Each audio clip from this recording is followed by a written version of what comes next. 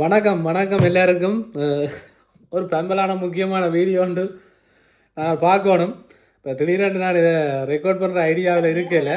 ஆனால் என்னென்னு சொன்னால் ஃபேஸ்புக்கை பார்த்து கொண்டு இருந்தா போல் திடீரென்று பார்த்தேன், மக்களுக்காக குரல் கொடுக்குற ஒரு ஆள்ற வீடியோவை பார்த்தேன். எப்படின்னு சொன்னால் இந்த சைக்கிள் கட்சி இருக்குது தானே, நம்மளோட சைக்கிள் கட்சி. நான் ஆரம்பத்திலே சொன்னான், சைக்கிள் கட்சி தேவையில்லாமல் சொரிஞ்சு இன்றைக்கு சைக்கிள் கட்சி பாருங்க என்னெல்லாம் செய்யணும். இப்போ எங்களுக்கு தெரியும், இந்த சாவச்சேரியில் பிரதேச உப தவிசாளர்னு சொல்லி அவரை பார்த்தாலே தெரியும். நாங்கள் அவருடைய செயற்பாடுகள் எல்லாம் ஆரம்பங்களில் பார்த்து நாங்கள் இப்போ டாக்டர் அர்ச்சனா விமர்சிக்கிறதும் பைத்தியம்ன்றதும் லூஸ்ன்றதும் போய் அங்கே ஐபிசியில் போய் இருந்து கொண்டு சுற்றுற கதிரையை கொடுத்தோன்னே அப்படி சுற்றி கொண்டு இருந்து கொண்டு தேவையில்லாமல் கதைக்கிறதும். மற்றது அவருக்கு ஏற்கனவே கோழிகள் அவடத்தை வளர்க்கொண்டிருக்கான். நிறைய பேர் கதைக்கிறாங்க, அவர் எங்கேயோ சுவிஸ்காரர்கிட்ட வீடு உண்டு, அது அதில் போய் போத்தில் கண்டுட்டு குடிச்சிட்டு படுத்துட்டாராம். அப்புறம் விடி அவங்களை எடுத்து துரத்தி விட்டது, அப்படி இப்படின்னெல்லாம் நிறைய விஷயங்கள் இருக்குது, சர்ச்சைகள் இருக்குது. அதை விட அவர் செய்தது ஒரு தவறு. இப்போ என்னதான் இருந்தாலும் ஒரு ஆளுநர் என்றவர் ஜனாதிபதியிட்ட முகவர் தான் ஆளுநர். இப்போ பாராளுமன்றத்தில் இப்போ நாங்கள் அதை அந்த விஷயத்தை விட்டு பாராளுமன்றத்தில் கதைக்கிறதுக்கு எவ்வளோ விஷயங்கள் இருக்குது. இன்றைக்கு ரோட்டில் வேலையில்லா பட்டதாரிகள் நிற்கணும். நான் நேற்று ஒரு வீடியோ போட்டிருப்பேன், வேலையில்லா பட்டதாரிகள் சம்மந்தமாக. வேலையில்லா பட்டதாரிகள் இருக்கணும். அதை விட இவ்வளவு பிரச்சனை, வைத்தியசாலை பிரச்சனைகள் எல்லாமே இருக்குது. இப்போ இந்த சைக்கிள் கட்சியின் முக்கியமான வேலை இந்த கள்ளர்களை காப்பாற்றுறது.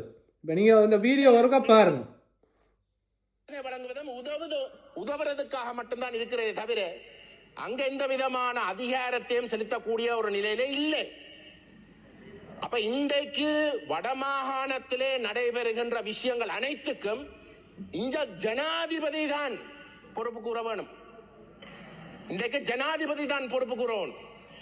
ஏனென்றால் அந்த ஆளுநருக்கு நல்லாக தெரியும், வடமாகாணத்துடைய ஆளுநர் வேதநாயகம் அவர்கள் ஜிஏயா இருந்த காலத்திலே ஒரு சிறப்பான ஒரு சேவையாளராக மக்கள் கருதினாலும் கூட இன்றைக்கு ஜனாதிபதியினுடைய முகவராக நியமிக்கப்பட்டு ஒரு ஆளுநராக இன்றைக்கு இருக்கின்ற ஒரு நிலையிலே முற்றுமுழுதாக இந்த ஜனாதிபதியின் விருப்பத்தை திருப்திப்படுத்துறதுக்கு, அதுக்கு அடிபணிந்து சேவை செய்யறதுக்கான ஒரு நிலைக்கு இன்றைக்கு விழுந்திருக்கிறார். அந்த ஆளுநர் இன்றைக்கு என்ன செய்கிறார்? ஒரு வர்த்தமானியை வெளியிட்டு இருக்கிறார். இன்றைக்கு சாவச்சேரி பிரதேச சபையினுடைய உபதவிசாளரை பதவியிலிருந்து நீக்கியிருப்பதாக அங்கு ஒரு விசாரணை நடத்தியிருப்பதாகவும், அதன் பிரகாரம் அவர் அந்த பதவியில இருந்து நீக்கியிருப்பதாகவும் அவர் ஒரு வர்த்தமானியை அறிவிச்சிருக்கிறார். அப்ப இந்த ஆளுநர் எந்த அளவு தூரத்துக்கு இன்றைக்கு இந்த அரசாங்கத்துடைய இந்த ஜனாதிபதியுடைய ஜனநாயக விரோத செயல்பாட்டுக்கு துணை போகிறார். உண்மையிலே இந்த ஜனாதிபதியினுடைய ஜனநாயக விரோத செயல்பாடுகளுக்கு அவர் ஒரு கூலியாக வேலை செய்கிறார். அதுதான் இன்றைக்கு வடக்கிலே நடக்குது, வடமாகாணத்தில் நடைபெறுகின்றது. இன்றைக்கு ஆளுநர் மீது பழியை போட்டு எல்லாரும் ஆளுநர் மீது பாயினம். ஆனால் உண்மையிலே அந்த ஆளுநர் இந்த ஜனநாயக விரோத ஜனாதிபதியினுடைய கட்டளைக்கு இணங்க, இந்த அரசாங்கத்துடைய அரசியல்வாதிகளுடைய கட்டளைக்கு இணங்கத்தான் செயல்படுகிறார். அதான் உண்மை. சாவச்சேரி உபதவிசாளர், பிரதேச சபை உபதவிசாளர் என்ன செய்திருக்கிறார்? அவர் இன்றைக்கு கடந்த காலங்களிலே நடைபெற்ற விதிமுறைகளை மாற்றி தவறாக போர்க்காலத்தில் இருந்த பல பிரச்சனைகள் இருந்த இடத்திலே அந்த வடமாகாணத்தில் எடுக்கப்படுற முடிவுகள் இல்லை. இதில் என்ன பிரச்சனை, இவர் கதைக்கிற எல்லாத்தையும் கேட்டுக்கொண்டிருக்கிற அளவுக்கு நாங்கள் லூஸ் இல்லை. என்ன பிரச்சனைன்னு சொன்னால், இவர் சிறிதரன் இவைகள் எல்லாம் யாருக்கா பாராளுமன்றம் அனுப்பப்பட்டிருக்கிறோம்னு சொன்னால் இவேன்ற கைப்பிள்ளைகளுக்கு கதைக்கிறதுக்கு. இந்த கிஷோர் என்றவர் சாவச்சேரியின் உபதவிசாளர், இவரை பற்றி எல்லாருக்கும் தெரியும், சாவச்சேரி மக்களுக்கும் தெரியும். இப்போ இதை என்ன செய்ய போயினோம்னா, இனி ஒரு ஆர்ப்பாட்டமாக செய்யணும். நான் சொல்கிறேன், இவர் என்னத்துக்காக இப்போ கதைக்கிறார் பாராளுமன்றத்திலேண்டா, இப்போ ஆளுநர் தனியே இந்த முடிவை எடுக்கல. ஆளுநர் முன்னாள் நீதிபதி ஒரு ஆளை நியமித்து அது சம்பந்தமான விசாரணைகளை செய்து அவர் குற்றவாளி என்று நிரூபிக்கப்பட்டதுக்கு பிறகுதான் அவரை பதவியிலிருந்து நீக்கியிருக்கிறோம். சரியோ? இப்போ அடுத்த பிரச்சனை என்னன்னு சொன்னா, இவர் இன்னொரு குற்றச்சாட்டையும் வைக்கிறார். நீங்க அதை முருகா கேளுங்க. எடுக்கப்படுற முடிவுகள் அந்த சூழலுக்கு ஏற்ப அந்த அந்த விதிமுறைகள் அமைக்கப்பட்டிருந்த ஒரு நிலையிலே இன்றைக்கு இருக்கக்கூடிய லோக்கல் கவர்மெண்ட் டிரெக்டர் அந்த விதிமுறையில மாத்திர அப்ப அந்த லோக்கல் கவர்மெண்ட் அதிகாரி அந்த அந்த விதிமுறையில அவர் அது ஒரு விவாத அதுக்கு விசாரணை நடத்தி போட்டு அந்த துணை தவிசாளரை பதவியிலிருந்து நீக்கிறது மட்டுமில்லை உறுப்புரிமையில இருந்து நீக்கி இருக்கிறார்கள். ஆகவே இந்த அரசாங்கம் மிக தெளிவாக நான் முடிக்கிறேன். இந்த அரசாங்கம் மிக தெளிவாக போதைப் பொருள் பரப்புறதில் இருந்து வடகிழக்கிலே வாழுகின்ற மக்களை அழிக்கிற வேலையை தான் முன்னெடுக்கிறதே தவிர விளங்குதா? இவர் என்ன சொல்ல வராருண்டா, இப்போ கிஷோரை நிப்பாட்டியாச்சு, சரி, அவற்ற பிரச்சனைக்காக இவர் குரல் கொடுத்துட்டார். அடுத்து என்ன சொல்ல வர்றேன்னா, அங்கே தான் பெரிய பிரச்சனையே இருக்குது. போதைப் பொருள் கடத்துறதுல இருந்து பரப்புறதுல இருந்துன்னு சொல்லி சொல்கிறார். உங்களுக்கு தெரியும், சில மாதங்களுக்கு முதல் தண்ணியை போட்டுட்டு இவேண்ட பிரதேச உறுப்பினர்கள் கோல் எடுத்து டாக்டர் அர்ச்சுனாவை தூசணங்களாலையெல்லாம் பேசி தூசணங்களாலையெல்லாம் கதைச்சு இப்போ ஒரு வழக்கும் நான் நினைக்கிறேன் மல்லா நீதிமன்றமும் எங்கேயோ ஒரு நீதிமன்றத்தில் போய்கொண்டிருக்கு. அவர்களுடைய தலைவர் சொல்கிறார், இந்த அனுரா அரசாங்கம் உண்மையாக அது ஒரு கைகால் வழங்காத அரசாங்கம். இதான் உண்மையை தான் நான் கதைக்கணும். அனுரா அரசாங்கம் எங்களுக்கு ஒன்றும் இல்லை, சைக்கிள் கட்சியும் ஒன்றும் இல்லை. ஆனால் இவங்க எப்படி அரசியலை கொண்டு போகிறாங்கன்றதை தான் பார்க்கணும். இன்றைக்கு வேலையில்லா பட்டதாரிகள் ரோட்டில் நிற்கினோம், சரியா? வேலை இல்லாத பட்டதாரிகள் ரோட்டில் நிற்கினோம். வைத்தியசாலை பிரச்சனைகள் இருக்குது, எவ்வளவோ அபிவிருத்திகள் தேவைப்பட்டிருக்கு, எவ்வளவோ விஷயங்கள் இருக்குது கதைக்கிறதுக்கு.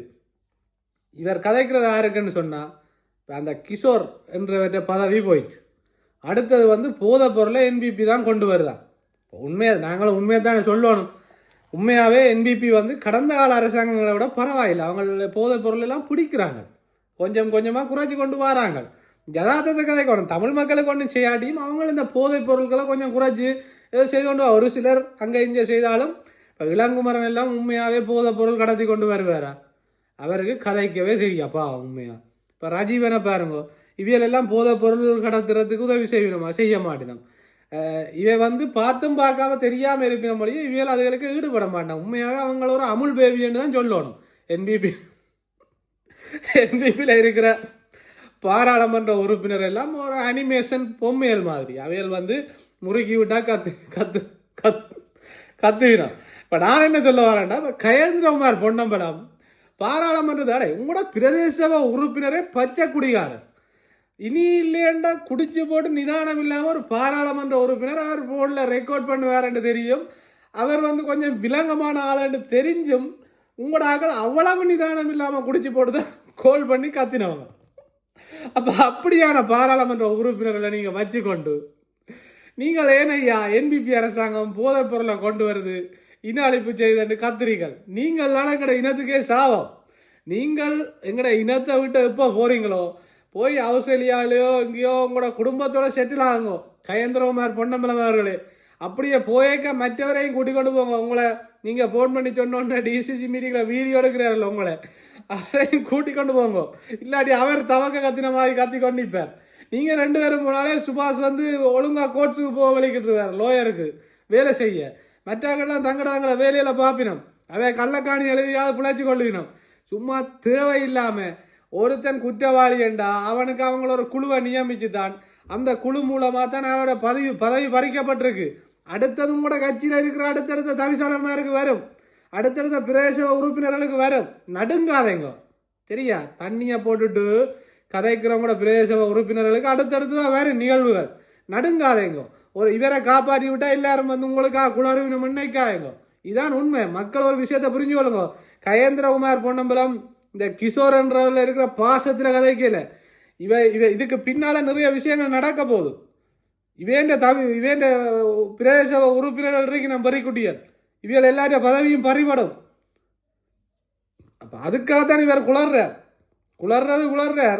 தங்களோட அந்த மண்டையில் இருக்கிற கொண்டே மறந்த மாதிரி பச்சை குடிகாரரையும் பிரதேச உறுப்பினர்களாக வச்சுக்கொண்டு இவர் கதைக்கிறார்.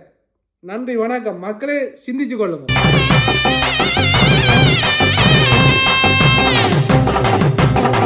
வெட்டும் புலி சிரிச்சு வருது, சுத்தி தான் போடுங்கடா.